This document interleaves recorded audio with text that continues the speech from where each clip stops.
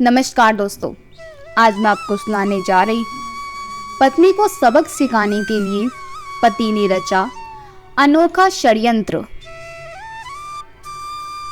बचपन में ही नेहा के सिर से माँ बाप का साया उठ गया था। दादा दादी ने मासूम नेहा की जिम्मेदारी अपने कंधों पर ली और नेहा उनकी देख रेख में बड़ी होने लगी। बचपन से ही उसे संस्कारों की घुट्टी पिलाई जाने लगी और नेहा हर काम सलीके से करती थी। इसलिए नेहा दादा दादी की बेहद लाडली थी। यही एक पोती है क्या इनकी? जब देखो नेहा नेहा, मेरी रेखा तो कहीं नहीं दिखती, जैसे वो इनकी कुछ नहीं लगती। नेहा की चाची अपना गुस्सा चाचा जी पर उतार रही थी। तुम भी रेनू, अब क्या बोलूं, रोज एक ही बात लेकर बैठ जाती हो। कभी प्यार से उस बिन माँ की बच्ची से बात कर लिया करो। तुम तो उससे भूल कर भी प्यार से नहीं बोलती हो और चाहती हो कि माँ बाबूजी भी ना बोली। मुझे तुम्हारी यही एक बात अच्छी नहीं लगती, भरत पत्नी को समझाते हुए बोली। हाँ भाई, हम क्यों अच्छे लगेंगे, सारा कुछ कर दो भाई साहब की लाडली के नाम। नेहा को उसकी चाची बिल्कुल भी पसंद नहीं करती थी। शायद नेहा की खूबसूरती उनकी आंखों में खटकती थी। इसके विपरीत नेहा को जब भी समय मिलता चाची की मदद करने आ जाती थी। चाची की बड़ी बेटी रेखा नेहा की हम उम्र थी, पर चाची ने उसके मन में भी नेहा के लिए जहर भर रखा था। यही कारण था वो भी नेहा से जलती थी। रेखा की आदत थी जो नेहा को मिले वो ही उसे भी चाहिए। एक दिन रेखा ने दादाजी को नेहा को पैसे देते देखा तो तुरंत माँ के पास भाग कर गई और चिल्लाई, माँ कहाँ हो? क्या हुआ, क्यों चिल्लाकर घर सिर पर उठा रही हो? माँ, दादी ने नेहा को नई ड्रेस के लिए 1000 रुपए दिए हैं, मुझे भी चाहिए। अभी पिछले महीने तो तूने नए कपड़े खरीदे थे, फिर क्यों नए कपड़े चाहिए? यह बाबूजी भी जानबूझकर मेरी बेटी के साथ सौतेला व्यवहार करते हैं। तो रुक, मैं बात करती हूँ। बाबूजी, इस घर में मेरे भी बच्चे रहते हैं, पर शायद आपको दिखाई नहीं देता। क्या हुआ बहू? रण सिंह जी बोले। क्यों अनजान बनते हो बाबूजी? इस घर में और भी बच्चे हैं, उनके बारे में भी सोच लिया कीजिए। नेहा को किस बात के पैसे दिए हैं आपने? बहू, मैंने नेहा के लिए लड़का देखा है और वह लोग 1-2 दिन में उसे देखने आने वाले हैं। अब पुराने कपड़े पहनेगी तो लड़के वाले क्या कहेंगे? नेहा की शादी उसके दादाजी ने अपने मित्र के पोते से तय कर दी। लो कर लो बात, इतना बड़ा कांड कर दिया और मुझे जानकारी ही नहीं। क्यों माँ जी? भरत ने कहा कि वह तुम्हें बता देगा। क्या उसने तुम्हें नहीं बताया? हमें लगा तुम्हें सारी जानकारी होगी। सब समझ में आ रहा है मुझे। मेरे खिलाफ हमेशा ही षड्यंत्र रचा जाता है। रेनू बड़बड़ाती हुई चली गई। 2 दिन बाद रामेश्वर जी अपने बेटे, बहू और पोते राज के साथ नेहा को देखने आ गए। रण सिंह जी घर में कोई झगड़ा नहीं चाहते थे, तो खाने पीने की व्यवस्था करने के लिए हलवाई बुला लिया था। यह देख रेनू बहुत खुश हो गई और अच्छी होने का दिखावा करती रही। आपकी पोती तो हमें पसंद आ गई रण सिंह जी, अब फैसला मेरे बच्चों के हाथ में है। नेहा के चेहरे पे शर्म की लाली छा गई। राज के माता पिता बोले, नेहा हमें भी पसंद है अंकल जी, बच्चों को अकेले बात कर लेने देते हैं। वो एक दूसरे के बारे में क्या सोचते हैं। दोनों को अंदर कमरे में भेज दिया जाता है। थोड़ी देर में ही राज वापस आ गया और माँ के कान में धीरे से कुछ कहकर चुप बैठ गया। राज, क्या बात है? क्या तुम्हें नेहा पसंद नहीं है? राज की माँ रजनी बोली। नहीं नहीं अंकल जी, हमें यह रिश्ता मंजूर है। रजनी भी मुस्कुराते हुए बोली। नेहा बेटा, आप क्या चाहती हो? नेहा को भी राज पसंद आया और वो हाँ कर देती है। दोनों में फोन पर बातचीत शुरू हो गई थी। नेहा मन ही मन राज को चाहने लगी थी। राज भी नेहा से बहुत प्यार करने लगा था। नेहा के लिए इतना सुंदर घर और वर देखकर नेहा की खुशियाँ चाची और रेखा को अखरने लगी थी। चाची अब इस कोशिश में थी कि काश नेहा की जगह रेखा की शादी राज से हो जाए। सगाई की तैयारियां शुरू हो गई थी। राज शॉपिंग के लिए नेहा को साथ ले जाना चाहता था, पर चाची ने जबरन रेखा को साथ भेजा ताकि वो मिल ना पाए। बहू, तुम्हारे दिमाग में क्या चल रहा है? राज और नेहा के साथ रेखा का जाना जरूरी था क्या? हाँ, जरूरी था माँ जी। दोनों जवान हैं। कुछ ऊंच नीच हो गई तो उसका भुगतान तो मुझे और मेरी बेटियों को ही करना पड़ेगा। आप लोगों की जिंदगी कितने दिन की है? रण सिंह जी और कामिनी जी चुप बैठ गई। रेनू को जल्दी समझ में आ गया कि राज की माँ रजनी को रोज राज की शादी को लेकर उम्मीद बहुत है, पर ससुर की बात का मान तो रखना ही था। यह सोचकर वो शादी के लिए राजी हो गई थी। रेनू को मौका मिल गया था। राज की माँ के लालच को परख कर उन्होंने अपना दांव खेल दिया कि अगर रेखा और राज की शादी होती है तो मनचाहा दहेज देगी। शादी के ठीक 2 दिन पहले रजनी ने आकर अपनी मांगे सामने रख दी। यह क्या कह रही हो बेटा? रामेश्वर से मैं बात करता हूँ, उसे तो सब पता है। फिर यह अचानक? पिताजी क्या करेंगे? राज मेरा बेटा है, मेरे भी कुछ सपने हैं। आपको मंजूर हो तो ठीक, नहीं तो अभी 2 दिन है, आप सोच लीजिए। रजनी की मांगों को पूरा करने में दादाजी सक्षम नहीं थे। वो हताशा से रजनी को जाता देखते रहे। नेहा से दादा दादी की लाचारी देखी ना गई। वो शादी के लिए मना कर देती है। रजनी, यह मैं क्या सुन रहा हूँ?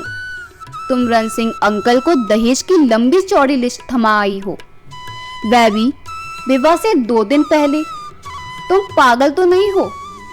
क्यों, इसमें क्या गलत है? राज मेरा भी बेटा है, मेरा भी कुछ अरमान है और ये मेरा हक है। आपको नहीं पसंद तो फिर मेरी जिद सुन लीजिए। अगर यह सब लिए बिना नेहा यहाँ आई तो मैं घर छोड़कर चली जाऊंगी। माँ की जिद सुनकर राज भी जिद पर अड़ गया। फिर मेरी भी जिद है कि मेरी जीवन संगिनी नेहा ही बनेगी, नहीं तो मैं जीवन भर शादी नहीं करूँगा। माँ, ये आप भी सुन लो, मुझे सोने की गुड़िया नहीं चाहिए। नेहा ने राज का फ़ोन रिसीव करना बंद कर दिया। रेनू ने रजनी से राज और रेखा के रिश्ते को आगे बढ़ाने का लालच दे दिया, जिसे रजनी ने स्वीकार कर लिया। घर में रेखा की शादी की तैयारियां होने लगी। नेहा की बेचैनी देखकर दादा दादी की आंखों से आंसू बहने लगे। कामिनी क्या सोचा था और क्या हो गया? मेरी फूल सी बच्ची के जीवन में इतना दर्द क्यों लिख दिया भगवान ने?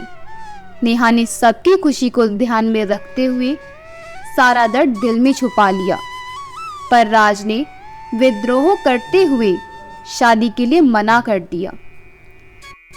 भरत भी मन ही मन चाहते थे कि किसी भी तरह नेहा का घर बस जाए। उन्होंने रेनू को भ्रम में रखते हुए रामेश्वर जी और उनके बेटे राज से नेहा और राज के रिश्ते को आगे बढ़ाने की फरियाद करने लगी। देखिए, मैं जानता हूँ रजनी भाभी के मन में दहेज का बीज रेनू ने ही भरा है, पर घर कलेश के कारण चुप रह गया। मैं नेहा को जानता हूँ, वो घुट घुट कर मर जाएगी, पर अपना दर्द किसी को नहीं दिखाएगी। वो रेखा की शादी की तैयारियां करती है, तो करती रहे, पर नेहा के प्रति मेरी भी कुछ जिम्मेदारी है। आप बस रजनी भाभी को मना लीजिए। मुझसे जो बन पड़ेगा वो खुशी से देने को तैयार हूँ। तभी बातचीत के बीच में राज आ गया। अंकल, आप बेफिक्र हो जाइए, मेरी शादी सिर्फ और सिर्फ नेहा से ही होगी। राज की बात सुनकर भरत वहां से संतुष्ट होकर चले गए। रजनी शादी की शॉपिंग करके लौटी तो देखा कमरे में बैग पैक हुए रखे थे। यह सब क्या है? मैं वापस यूएस जा रहा हूँ माँ। क्या? कल तुम्हारी शादी है और तू यूएस जा रहा है? तेरा दिमाग तो खराब नहीं हो गया? और आप सभी चुप बैठे तमाशा देख रहे हो? रजनी गुस्से में बोली। माँ, 1 मिनट, पहले शांत हो जाओ और फिर मेरी बात सुनो। मुझे कुछ नहीं सुनना। तू कहीं नहीं जा रहा है। यह सारा सामान अंदर रखो। ठीक है, मत सुनिए। आपसे कहने का कुछ फायदा तो है नहीं। आपने तो बेटे के लिए एक जिद्दी, घमंडी, बदतमीज लड़की का चुनाव कर लिया। क्या आपने माँ होने का कर्तव्य निभा लिया? अब जरा मेरी बात का जवाब दीजिए। रेखा की माँ ने अपने स्वार्थ के लिए अपनी भतीजी की खुशियों की बलि चढ़ा दी। आपको क्या लगता है उनकी बेटी आपके घर को खुशियों से भरेगी? जवाब दीजिए माँ। नेहा ने अपने घर की सुख शांति के लिए कितना बड़ा त्याग कर दिया, वह नहीं दिखाई दिया। सबकी खुशियों को ध्यान में रखते हुए चुपचाप हालात के आगे समर्पण कर दिया। अब आप बताइए, ममता से भरी हुई लड़की आपके घर को खुशियों से भरेगी या स्वार्थ में डूबी लड़की? फिर भी अगर आप सही हैं तो मैं आपकी खुशियों के लिए अपनी जिंदगी दांव पर नहीं लगा सकता। बहू, बुरा मत मानना, पर कल जब तुम्हारे सामने राज की जिंदगी दुखों से भरी होगी तो क्या तुम खुश रह पाओगी? अभी समय है, मान जाओ और नेहा को स्वीकार कर लो। राज की बातें सुनकर रजनी को समझ में आ गया कि वह लालच में अंधी होकर कितना गलत करने जा रही थी। जो लड़की बहन का हक छीनकर खुश होती है वो मेरा घर क्या संभालेगी? मुझे माफ कर दीजिए बाबूजी, पर अब मैं रेणु जी को मना कैसे करूं? रजनी बोली। तुम हाँ कर दो, बाकी भरत जी देख लेंगे। बस पहले किसी से कोई बात नहीं करना। रामेश्वर जी ने कहा तो रजनी ने गर्दन हिलाकर स्वीकृति दे दी। नियत समय पर बारात द्वार पर पहुंच गई थी। बारात की आवाज सुनकर नेहा भागकर अपने कमरे में चली गई और रोने लगी। सामने की मेज पर रखा शादी का जोड़ा उसे मुंह चिढ़ा रहा था। नेहा, नेहा! भरत की आवाज सुनकर नेहा ने जल्दी से आंसू पोंछ लिए। जी चाचा जी, अभी आई। नेहा उठकर बाहर निकल रही थी कि चाचा कमरे में आ गए। तू तैयार नहीं हुई अभी तक? साथ में आई लड़कियों से बोले, सुनो, जल्दी से इसे तैयार करके नीचे ले आओ। और यह रखा है शादी का जोड़ा। पर चाचा जी, तू चिंता मत करनी। हाँ, तेरी चाची को अच्छे से समझा दिया है, अब सब ठीक है। चल जल्दी से तैयार हो जा, राज इंतजार कर रहा है। भरत मुस्कुराते हुए बोले तो नेहा शर्मा गई। भरत मुस्कुराते हुए वहां से चले गए। नेहा और राज की शादी हो गई और नेहा विदा हो गई। रण सिंह जी और कामिनी जी नेहा का घर बस जाने से बहुत खुश थे। माँ, आप कुछ बोले क्यों नहीं? इतनी बड़ी साजिश, जैसे मैं सौतेली बेटी हूँ। रेखा माँ से झगड़ा कर रही थी। माँ, कुछ तो बोलो। क्या बोलूं? तेरे पिता ने तलाक के पेपर सामने रख दिए थे। मैं अनपढ़ इस उम्र में अलग होकर कैसे गुजर बसर करूंगी? लोग हंसेंगे मुझ कि अपने स्वार्थ के लिए अपनी भतीजी के साथ साथ अपना घर भी बर्बाद कर लिया। तेरे लिए अपना घर तो नहीं छोड़ सकती थी। तलाक के पेपर कहाँ हैं? जरा मैं भी देखूं। रेखा पेपर मांगकर देखती है। तो चौंक गई और सिर पकड़कर बैठ गई। माँ, पापा ने तुझे पागल बनाकर नेहा की शादी करवा दी। यह तो एफडी के पेपर हैं जो दादाजी ने नेहा के लिए तुड़वाई थी। तो तुम्हें क्या लगा मैं सही में तुम्हें तलाक दे सकता हूँ? भरत अंदर आते हुए बोली, मैं तुम लोगों जैसा स्वार्थी नहीं हूँ जो अपनी खुशी के लिए किसी और की खुशियाँ छीन लूँ। रेनू, तुम्हारे कारण मैं कभी उस बच्ची को गोद में उठाकर प्यार नहीं कर पाया, क्योंकि मैं ऐसा करता तो तुम झगड़ा करती और उसके साथ साथ माँ बाबूजी का जीना मुश्किल कर देती। स्वार्थ कभी भी खुशियाँ नहीं देता। रेनू, खुशी पाने के लिए त्याग और समर्पण चाहिए। यह बात तुम्हारी समझ में नहीं आई, पर रजनी भाभी को समझ में आ गई और उन्होंने भी नेहा को बहू बनाने का फैसला कर लिया। अब जरा तुम भी कुछ अच्छे संस्कार रेखा को देना शुरू कर दो तो बेहतर होगा। तुम्हारी खुशी के लिए ही मैं नेहा से दूर भागता रहा, पर फिर भी तुम उसकी जिंदगी में जहर ही घोलती रही। अब सुधर जाओ, या झगड़ा करो या कुछ भी करो। नेहा का घर बस गया, अब मुझे कुछ और फर्क नहीं पड़ता। भरत जाकर माँ बाबूजी के पास बैठ गए।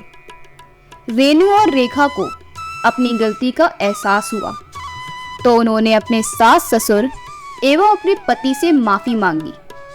अब रेखा अपने दादा दादी के पास रहने लगी और उनके संस्कार सीखने लगी।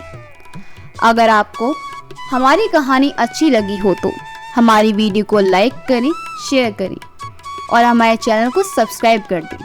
आपका बहुत बहुत धन्यवाद।